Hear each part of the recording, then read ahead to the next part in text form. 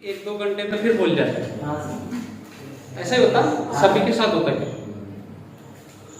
क्या हुआ? ऐसा नहीं होता। देखो, इसकी एक समस्या है, जिसको याद नहीं होता उनका एक रीजन है। बहुत सारों को याद करते हैं लेकिन फिर एक दो घंटे में एक दिन में भूल जाते हैं। इसका भी एक विशेष कारण है। इसके लिए सबसे बड़ी सलाह ये है मेरी कि याद करो ही मत, तो भूलोगे ही नहीं। ये तो समस्या है सबकी, याद करते तो याद भूल जाते हैं। याद तो करो ही मत। कितना अच्छा सॉल्यूशन है, याद ही नहीं करेंगे तो भूलेंगे ही नहीं। क्या आई बात समझ? पर पास कैसे होंगे?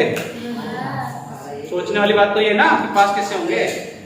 इसके लिए आपको क्या करना है, किसी भी चीज को याद नहीं करना, उसको समझना। और जो चीज हम समझ लेते हैं ना, उसे याद नहीं करते।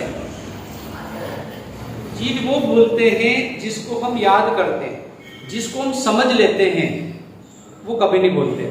दूसरी बात, जो हम सीखते हैं ना, वो सीखते किस वजह से है? जो चीज हम आंखों से देखते हैं, जो चीज हमें इमेजिन, जो इमेज होती है ना, इमेज फोटो, उस फोटो को देख लिया हमने तो वो चीज हमें हमेशा के लिए याद रहती है, हमारे मस्तिष्क में रहती है। और जो चीज हमने कभी देखी नहीं वो हमें कभी याद नहीं होती है। अब ये तुम्हारे समझ में नहीं आया होगा, थोड़ी सी बात सुनना।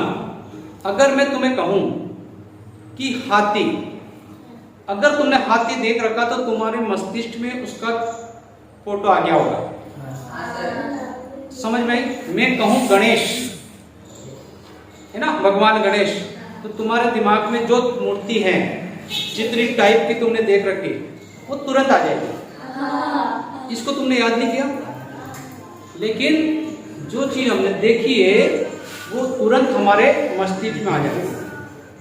समझ रहे हो? लेकिन कुछ चीजें जो हमने कभी देखी नहीं, मैं तुमसे कहता हूं हुड़दंग, हुड़दंग, तुम्हारे मस्तिष्क में कोई मूर्ति आई? नहीं आई। मतलब वो चीज तुम्हारे लिए कठिन है। तो हमारा जो मस्तिष्क काम करता है, ज्यादातर काम करता है फोटो पर। जिस चीज को हम ज्यादातर देखते हैं उसको वो हमारे मस्तिष्क में बिठा लेता है।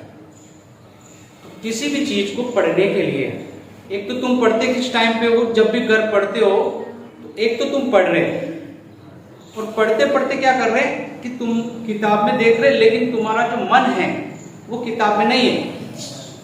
मन हो सकता है टीवी चल रही उसमें जा रहा हो। और मैक्सिमम बच्चे तो मैंने देखा है पढ़ते ही टीवी के सामने बैठ गए, और वो कितनी देर, जितनी देर उसमें वो एडवर्टाइज आते हैं, एडवर्टाइज आए इधर पढ़ना शुरू कर दिया, खत्म हुए फिर देखना शुरू कर दिया, और फिर बोलेंगे हम 11 बजे तक पढ़ते हैं, है ना? ऐसा ही होता है। इसको पढ़ना नहीं बोलते मैडम। ऐसा तो कभी कोई पढ़ता तो पढ़ना ही मत है। जो भी ऐसे पढ़ रहा हो टीवी के सामने बैठ के, वो पढ़ना मत। ऐसे पढ़ने से एक तो तुम्हारा दो चीजें खराब हो रही, उधर देखने में मजा नहीं आ रहा और पढ़ने में भी नहीं आ रहा। वो याद नहीं होता, कभी नहीं होता। एक और याद करने का तुम्हारा ये रहता है, घर वाले उंगली करते हैं शाम को, पढ़ पढ़ पढ़, है ना? तो फिर तुम क्या करोगे बताओ? तुम्हारा जो होमवर्क है लिखने बैठ जाओ, प्रश्न उत्तर। उनको लगेगा कि छोरा पढ़ रहा है, छोरी पढ़ रही है, वो भी गया व्यर्थ, वो भी किसी काम का नहीं। राइटिंग वर्क तो जब अपना बिजी रहे, मतलब अपना मूड काम नहीं करे ना, उस टाइम पे करने का। याद करने का तब करना जब हमारी अंतरात्मा बोले, हमारा मन हो किसी चीज को याद करने का, उस टाइम पे याद करते, वो चीज हम कभी नहीं भूलते। और ऐसा एक आध बार होता है। कब होता है? जब मान लो कि किसी ने जोरदार भाषण दे दी हो किसी टीचर ने क्लास में, या बहुत ज्यादा इंसल्ट कर दी हो, या फिर किसी से ज्यादा नंबर लाने हो, उस टाइम पे अपना दिमाग खराब होता, अपन किताब ढूंढते, याद कैसे भी करके मुझे याद करना, वो चीज हमेशा याद रहती, कभी नहीं बोलते। तो वो चीज हम पढ़ते हैं अंतर मन से। हमारे मन दो होते हैं, है ना, एक तो चेतन एक अचेतन। जो अचेतन मन होता है ना, उसी से हम 90% काम करते हैं, 90 के 90 से भी ज्यादा अचेतन मन काम करता है, और केवल 10% जो आपका चेतन मन है वो काम करेगा, और अचेतन मन 90% काम करेगा। तो तुम जो काम करते हो ना, याद करते हो 90% वाले अचेतन मन से, जो तुम्हारा मन काम नहीं करता। ऐसे मत करो, किसी भी चीज को पूरी तरह उसमें घुल जाओ, भले 5 मिनट करो, आधा घंटा करो, 1 घंटा करो, उसी को करो, वो चीज कभी नहीं भूलोगे। अब तुम क्या करते हो, किसी चीज को थोड़ी देर रटते हो, याद करते हो, है ना। जैसे मैं आपकी एप्लीकेशन बोलूंगा, ये करूंगा, तो तुम क्या करोगे, इसको रटोगे, most respect most respect most respect most respect. आगे जाओगे इधर I am student I am student I am student तक जाओगे, मोस्ट रिस्पेक्ट भूल जाओगे। होगा ना, ऐसे थोड़ी ना याद होता आपको, ऐसे नहीं याद होता। इसलिए मेन चीज, और समस्या बात नहीं करना सना, समस्या इस दुनिया में ऐसा कोई व्यक्ति नहीं है जिसके पास नहीं है। समस्या सबकी है, समस्या दुनिया में सबकी। एक बार क्या हुआ, एक बहुत बड़े ऋषि थे, बहुत ज्ञानी थे, विद्वान थे, और फिर उन्होंने क्या करा कि जब वो काफी उनकी उम्र हो गई, उन्होंने बहुत सारे लोगों का उपकार किया, उनकी समस्या का समाधान किया, पर अंत में उन्होंने सोचा कि अब मैं इन लोगों के बीच में नहीं रहना चाहता हूं। तो वो सबको छोड़कर चले गए हिमालय पर्वत पे, बहुत दूर, सबको बिना बताए। किसके लिए, भगवान की आराधना करने के लिए, भगवान की हम आराधना करेंगे। पर किसी किसी को पता चल गया कि वो वहां पे रहते हैं, तो फिर लोग वहां पे भी पहुंच गए, नदी नाले पर्वत सब पार करते करते करते करते वहां पहुंच के ढूंढ लिया बाबा जी को।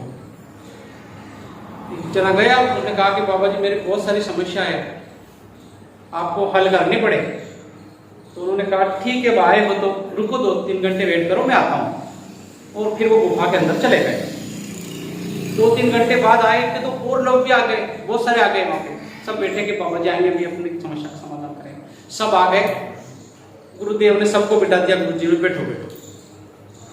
फिर उन्होंने कहा तुम्हारी समस्या अभी मुझे आज ही बता दो फटाफट, लेकिन एक कंडीशन है, मेरी एक शर्त है कि आप जाकर और लोगों को मत बताना, या पता मत बताना, मैं यहाँ आया हूँ सबसे दूर भगवान की भक्ति करने के लिए। अब तुम ऐसे आते रहोगे तो फिर मैं भक्ति कैसे करूँगा, इसलिए तुम वादा करो कि और लोगों को मत बताना कि मैं कहाँ रहता हूँ।